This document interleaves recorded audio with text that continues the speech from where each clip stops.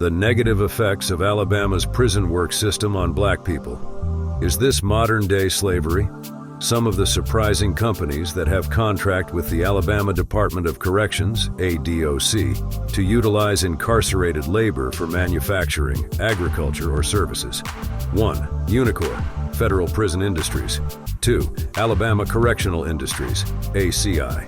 Tercera Cintas Corporation. 4. AT&T. 5. McDonald's. 6. Victoria's Secret. 7. Whole Foods. 8. BP, British Petroleum. Dokuzunju Aramark. Zinta Schwan's Company. Y'all ever heard that in Alabama?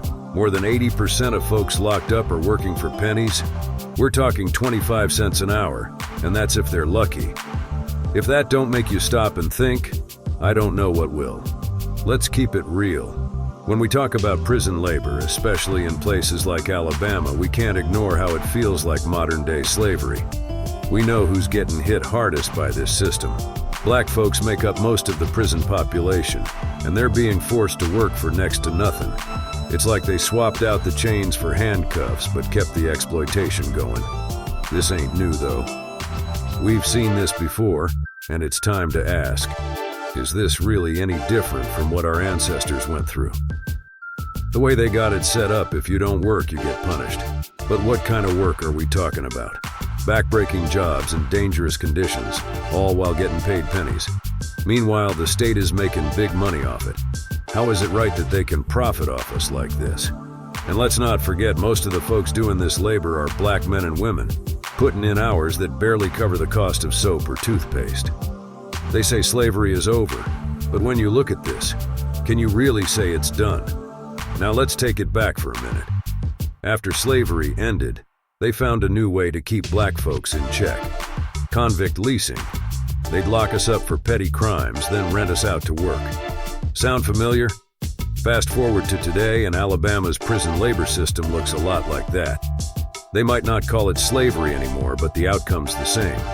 Black people working for nothing while the system profits. Look at the numbers. Black folks make up a huge part of the prison workforce, and Alabama's getting paid. This ain't by accident. It's the same old system dressed up in a new suit. Let me break it down with a real-life story. I read about this brother in Alabama, been locked up for years.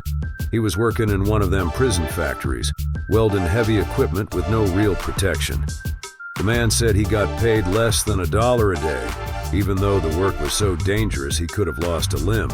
He talked about the stress and exhaustion, knowing the state was making millions off his labor while he couldn't even afford a phone call home. If that don't sound like slavery, what does? Look, what's happening in Alabama's prisons is just another form of exploitation.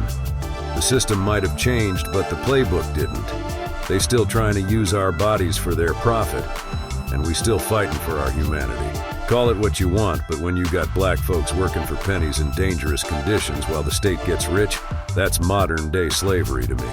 We gotta change this, and it starts with putting pressure on the system to treat folks with dignity. What y'all think? Is this modern-day slavery or what? Drop your thoughts in the comments and let's keep this conversation going. If you care about prison reform and justice for our people, check out more videos on this issue. We gotta stay woke, and we gotta stay loud. Support the channel. Subscribe, like, comment, and share.